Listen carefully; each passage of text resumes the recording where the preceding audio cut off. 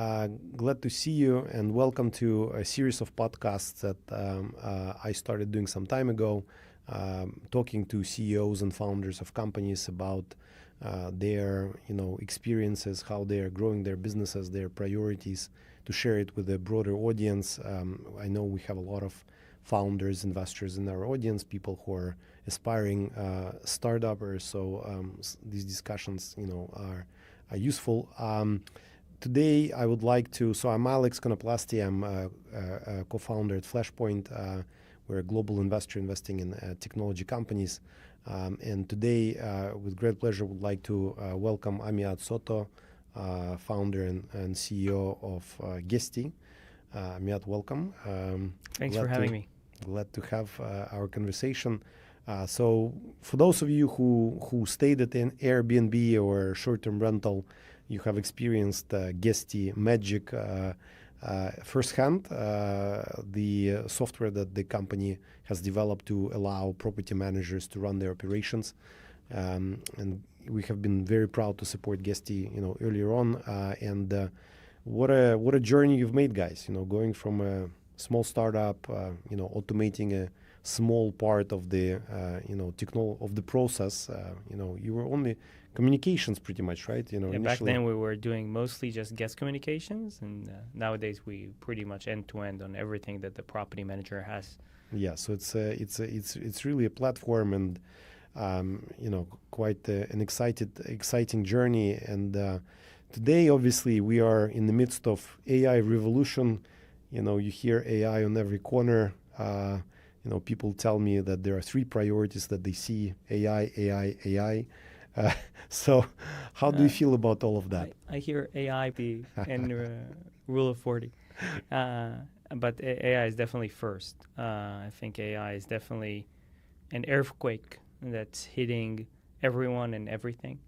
And you have investments in AI technology going over country sizes these days, right? Like you have hundreds of billions of dollars spent on every quarter on AI technology, which is a testament to how much significance we're seeing here. I think to a point, it's even more profound than the mobile earthquake in 2007.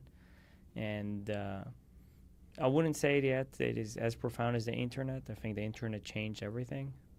But maybe in the future I will be proven wrong and it will be even bigger than the internet. But what do you think, talking about your industry, because it's, it's a huge industry, obviously. You have, hotels, short-term rentals, you have long-term rentals, multi-billion, trillion, dollar industry, quite complicated in terms of how people, receive the service, how people exactly operating. So how do you see big picture? Is your industry at the forefront of this AI? Oh, obviously we're not a model generation company, and I wouldn't call us in the forefront, but I do think this industry is convoluted with a lot of manual work.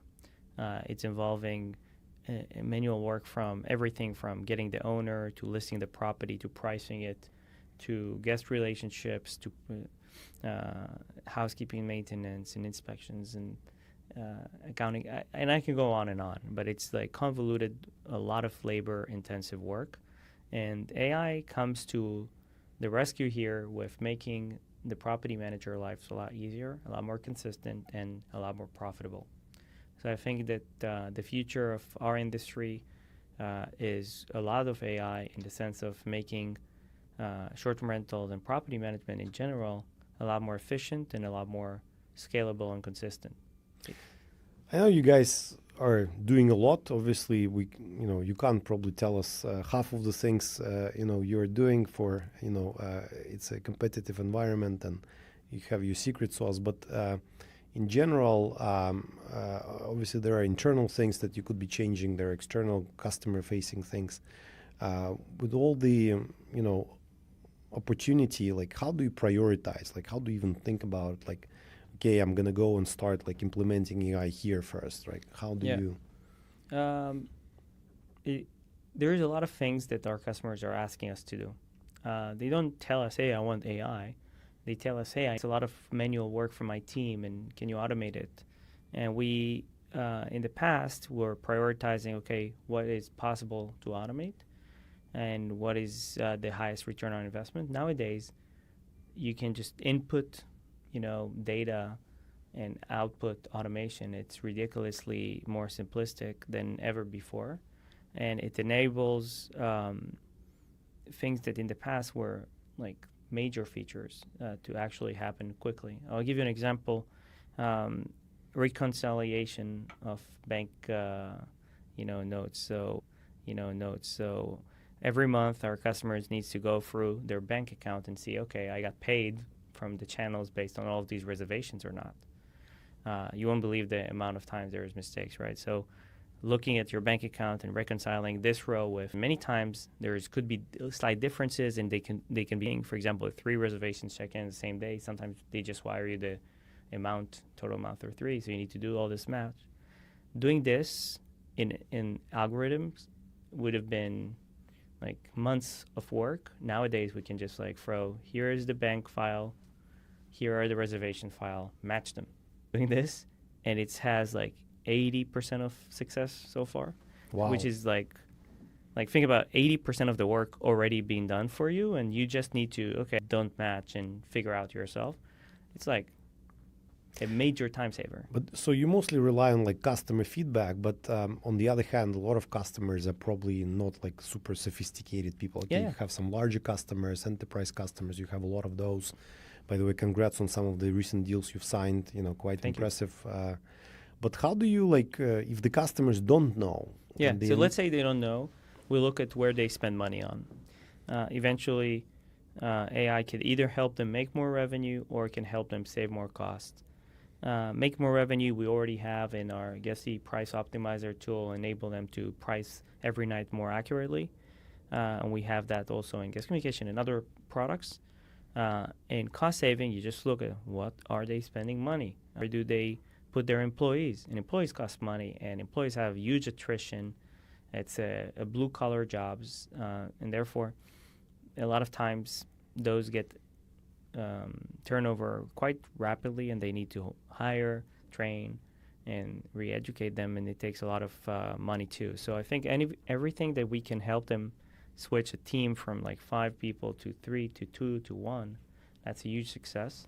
Not because we are helping them save jobs. They would just put those jobs in other parts of their business, and it enables them to focus on things that matter. Like it actually upskill because those 2 or 3 or 4 people that were there in that position can now do something that is more upskilled in simplistic work. Okay. And how do you think, because for some of our audience who are founders, for example, who are also thinking about solutions, obviously you have a whole spectrum of customers. You have have smaller customers in G-Lite, which is a super successful part of your business. B2C. And then you have more, mid-size and then enterprise customers. So in terms of AI adoption, do you already see any trends, which type of customers are more prone to? That's really interesting. The bigger the account, the more adoption we see with AI. It's surprising. In fact, we assume that those individuals would be more tech savvy and therefore adopting things more. But in reality, they just they don't like to spend the time learning and educating themselves on what's even new. They're just hey, I was looking for a solution for a problem. I found you helped me, and it's now automated. I don't care about this extra work that you're providing me. And it's a big problem for us because we want to also push them to adopt other functionality and also maybe upsell to add-ons. But the bigger amount of accounts, the higher adoption we see with AI. There are a lot more in the trenches. Interesting. And on that topic, because also I'm just thinking about your industry, it's super complicated in terms of the business process. So I'm actually curious because the enterprises, they have so much more complexity around the operations and the process they build. How do you see, with AI coming in, because how do you stitch this all together, right? Because there is data, there is huge tech stack. How do you? Unlike many other industries where all of the accounts looks the same, we do feel every at least enterprise account is a snowflake. It's unique of its own. I think AI is a democratizer in a sense that it makes customization much easier than ever before. You can throw data from everyone and tell them, like, here are what I try to achieve. And it enables things that in the past were not feasible for us, at least. Like, instead of creating those, similarities between accounts, you're allowing now to customize and be more bespoke. Okay. When you are, one of the things that we are, seeing a lot is obviously compliance, and also on the bigger customer side, compliance is a big issue because you manage a lot of personal data. You're now in payments. So how do you guys think about it? Like, you think about the AI solutions versus, being compliant versus how do you build the security? These days, there is a startup for everything. There is a startup for compliancy and, in this regulation, and a startup for compliancy in this regulation. And there's a startup for compliance in AI as well. Like, it's one of those things we just think, okay, what do we need to check off that box? And we just do it. And we do have CISO, we do have a compliance manager that follows everything and makes sure that no one is, breaking any rules. But in reality, we follow innovation. We have people in the team who make sure that we don't break any rules.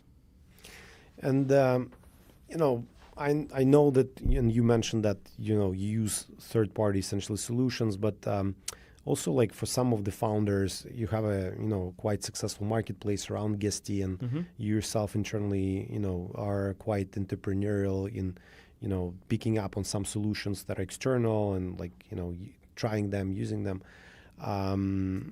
Like, are there any maybe recommendations, or if people wanted to build something for Guesty, let's say for your marketplace, or like how would you, like, where would you see, like, areas where you, for example, would prefer to, like, outsource, or you would prefer to use third party? Yeah, that's a great question. I think that focus is a key in being an entrepreneur, right? And if your product, vision involves one path, you should not innovate in all of the rest because it's a huge time sink. The reason we opened ourselves for marketplaces was the fact that there's so much to do in our ecosystem, and we just decided, like, let's be an open garden and let everyone connect to our API, and that was significant in helping us scale. We now have, like, hundreds of partners. I think that some areas that we are not looking to go into because we are an end-to-end solution are areas that have operational side, right? We think of ourselves as a software company. So if you're doing things like managing inventory of housekeeping staff, if you're managing inventory of chefs or masseuse or any specific experiences, we would want to connect with you so you can offer those to our customers, guests, and stuff. But we don't want to deal with any of that supply chain and operational issues with, changing stuff, canceling stuff, refunds, all of that kind of stuff. There's a lot of work to be done there. And all of that work is essential, but is not our core focus. Our core focus is to build a guest app that the guest would use to, buy all these things. But eventually there's like a million ways that this can grow. And we don't want to build those million ways. We want to build the platform, and you can then come to our platform and offer your For supply. some of these founders, obviously, you've gone, like, a long way yourself. Like, if people want to build an AI-first company today, like, what would be your sort of, as a founder, I don't know, So 3 pieces of advice? Yeah, first of all, don't hire. The more you hire, the less reliant on AI you are. Use forcing functions of not hiring until it's extremely painful and you can't do the work anymore. If you don't hire, it's a forcing function for you to use more AI. AI needs to do the work for you, or else you can't make progress. If you see that you can't make progress even with all the agents that you have, you're just that X amount of time in the day and you can't automate enough, then hire one more person. and that should be like the decision on hiring. Number two, I think that you need to educate yourself every day. Put on the calendar at least 1 hour a day to educate with what's new. The rate of change I've seen is incredible. It's very hard to keep up. Very hard. In the past, I could have had 1 hour a week.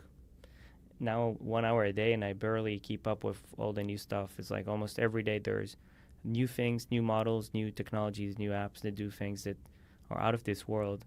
And just staying informed is key if you want to stay at the edge of technology. At the edge of the development, yeah. And lastly, being an AI first company, I think your product needs to do something that is unique to the age of AI. Meaning it couldn't have been done before because if you're just doing something that could have done before, but now with AI is like 10% cheaper, 30% cheaper, something like that, then it's cool, and probably the companies that used to do that kind of stuff, they're already working on something like that or already launched something like that. But if AI enabled something that in order of magnitude, cheaper or faster, things that couldn't be done before. For example, there were technology in the past that did OCR of documents.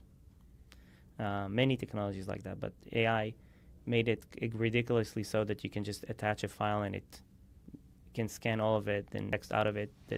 Make it into video. Yeah, in any speed that ever before. Like in the past, you had to pay per word or stuff like that. Now you can do a full book. The cost has gone down dramatically. You can do a full book at the cost of like what used to be a one page. So that's a moment in time where things are order of magnitude better. That's what your product should be if you want to be an AI first company. When was your in the last 2-3 years because you guys started implementing machine learning early on, you looked at churn management things, etc. So you were a bit of data science and when was this first aha moment, or was there a moment when you guys were thinking and sitting there and thinking to yourself here it is, we need to be all hands on AI? And I would admit that for me it only came this year. In 2023 I was very impressed with AI. I felt wow, this is super cool, but every time I did something I was okay, I hit a wall. You throw something at it, you hit a wall. You had to play with it really hard to make something work for a commercial environment. It was extremely cool, don't get me wrong. Everything that you did with it were very fun and very educational, and it was definitely wow moment. And then I think in 2024 it progressed substantially with image generation and stuff like that were super interesting, and the cost went down. And I think only in 2025 I started looking at it and said the world is never going to be the same. How do you see because you guys are platinum partners of Booking, Airbnb. Yeah, highest level partnerships, yeah. So how do you because obviously in developing on your side, in a way it's dancing because they're an important partner, you need to integrate and how do you see them evolving? Are they keeping up? Some more than others. Many of these partners have their own technology play, and like any company, some companies are more technology first, some companies are more innovators, some companies are have their own processes. It's like any company and any partnership. I believe Guesty is constantly push the boundaries for what's possible with them, and many times we help them with designing their own solution to be better. Interesting. One of the big parts of your business is around payments, and you guys launched your own PayFac, and it's been an amazing journey. One part of the business that has been super successful. Customers are quite excited, happy. How do you see payments? And maybe there's AI, but there's also stable coin development? Do you see payments? Because it's not necessarily something that you can like optimize maybe a lot with. Well, you need to really go to the, the metal level, the infrastructure level of payments to understand how much optimization could be done there. In reality, it's really legacy technology. There are so many parts to run a successful payment, to the point that, I don't know if you know, I read this article that the mainframes of Visa can only run like 20 transactions the same time. It's like it's ridiculous. It's very legacy. I think that once you understand how their system works and you understand, okay, there is a lot of optimization to be done here. For example, this type of transaction should be routed for here instead of here, and it will save you speed. Yeah, it's not just speed, but also price and also commission. And the also cost is horrendous. I mean, like you guys have been. And there's from both the customer side and from your side, there is a lot of optimization to be done. Many times, especially here in the United States, there is optimization on miles or points and cashbacks. For this transaction, you should use this card, and for this transaction, you should use this card. And it's like, and for this currency, you might as well do this instead of this, and it gets really wild. It's like and I think that there is a lot of optimization to be done, and this is just with payments. There's also payouts.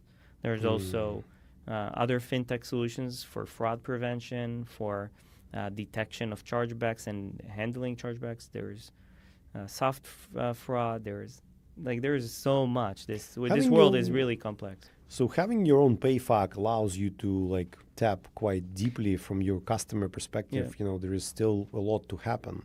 So it sounds. We started this mostly because during COVID, our payment processors started blocking a lot of our customers because of chargebacks that happened due to there was a wave of those. Due to the wave of COVID cancellations, and they treated it like it's like fraud or something, and many of our customers lost a lot of money from the payment processor side, even though their policies did not prohibit this. So we had to create something that we can control and give more stability to our business, because if the payment processor causes our customer to go out of business or potentially get huge financial issues, we're the ones who are going to lose a customer. So it started from there, and now we understood why we can really do a lot more with it. Okay, interesting. One of the things I was thinking about is, you've been started originally as a software company, and you've gone these waves of evolution, building more product, going to payments, going a lot more international. The team has spread around. Now, with the wave of AI, in terms of the organization of the business, do you think that there's also an impact on how will basically development work with product, with customer care, onboarding? How does this whole customer journey, from your internal perspective, what does it change? 100%. We are already experimenting with different ways to do work. Not just automation. We're already experimenting with that too. Think about a bug is reported by customer support, how it get data collection automatically, and even spin up an agent that try to solve the bug themselves, and creating a pull request for a human to do code review and potentially merge inside the production. That's automation side. But I think that the cycle of writing code is completely changes everything, and from sprints of preparing stuff with testing, not just testing. Think about writing the specs and writing the design and then forwarding it to the R&D and getting the prices. It's all this. This no longer the case. Nowadays, product start doing POCs themselves with the designers creating stuff that works, showing this to the customer, validating it, The and speed of that just... then bring it to R&D. It's just like, here, I just built it, implement it into the product, and then they just give that to the AI to build it inside. You get like things that in the past could have been a tremendous amount of preparation and planning, minuscule to a few days. And even more so, the team structure changes. So instead of having like 4 engineers with 1 team leader and 1 PM and 1 designer, you now have 1 designer for 3 teams, and each team is just 2 engineers with a couple agents involved as well. And you know what I mean? It's like it's a different scale and different structure. Dynamic, absolutely. Yeah. Interesting. Okay. So that's from the internal side, but then I was also like in a similar fashion, because you mentioned initially, and you've been high-profile investors. When you're talking to like Flashpoint. Well, we were early and small and nimble, but there were some bigger boys who joined the rooster. You're now high profile. Yeah, well, this podcast is definitely going to make us famous. So. But from investor perspective, and you do keep like talking to a lot of people, and as you grow, you probably might need some more capital, etc., for acquisitions, maybe. But like, how do you think that investors are? Like, are they really, a lot of them already getting to the level of understanding of this, capability of AI? Because a lot of people talk about it, obviously. Everybody's saying, yeah, we need AI. But do people really like understand and can like calculate and get into the weeds of actually when you talk to them about these efficiencies? And like, how well do people like, or is it still in the early days and people want to see first before they like can grasp it? I think that even after people will see, they still won't grasp it. It's what people, even when they try to understand, they don't grasp the change. Even right now, and if people, look year into the future, they will most likely be wrong. We're witnessing change that is exponentially fast, and humans just can't predict exponentials. So even the smartest investors we talk to are still stuck with showing demos of stuff that are, things we built like a year ago. I think the future is going to be tremendously more impressive with agent level work being done. I think that our UI is going to transform completely to agent used. Oh, wow. I think that our customers would not need the user experience so much. It's still going to be there for when they need to. But more intuitive, more. Yeah, it's more like talking to. They can talk to it. They can also spin up an agent, and the agent, just like a browser agent that sees all the UX and can do the work for you. Interesting. We started transitioning our UX to UX that the agent can understand. Because I understand, and the team does too, that a year from now, let's say half of our customers would use agents instead of humans, and 2 years from now, it will be 100%. Cool. Half of the customers, that's you have a lot of customers. In 2 years, it will be all of them. All of them would not use the platform. They would have agents using the platform. No, fingers crossed, wishing you lots of success on that one. I had maybe 2 more questions for you. Maybe, I don't know, we could not touch on your competition. Obviously, how do you think about, positioning yourself with your customers as like, innovator, and what are the things that are important? Thinking about like AI and like the product. We can talk about competition too. It's just a super fragmented market where we broke out from the crowd so much that we're like 3 times bigger than number 2, and they're bigger than number 3. So we don't focus on them too much. I think that the focus has been on delivering the best product possible and continuously innovating on it to the point that our customers are even tired from all these changes. So sometimes we get customers are telling us, hey, can you slow down a bit? Like, things keep changing all the time. We need... And you have a very loyal customer base, it's a mission-critical system, so it's hard for people to even consider switching, even if they want to, but people really like us.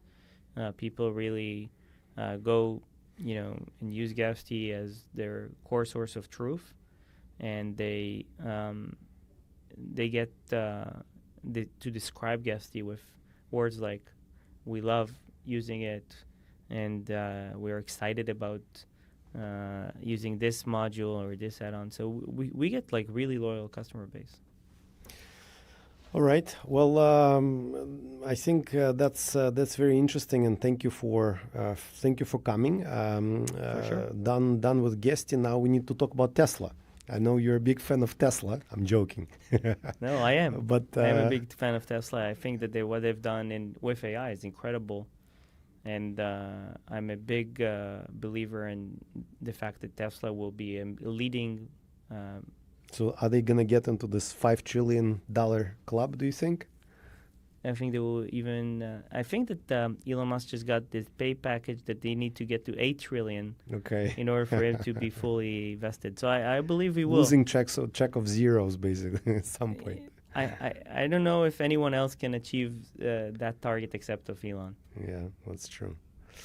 All right, Ami, thank you for coming, and it's a great pleasure. Truly enjoying to continue with you guys and supporting as much as we can. It's been a great story, and you are truly a shining star for a lot of founders. So thank you. I'm always humble seeing the amount of support we're getting from you, our investors, and from our customers and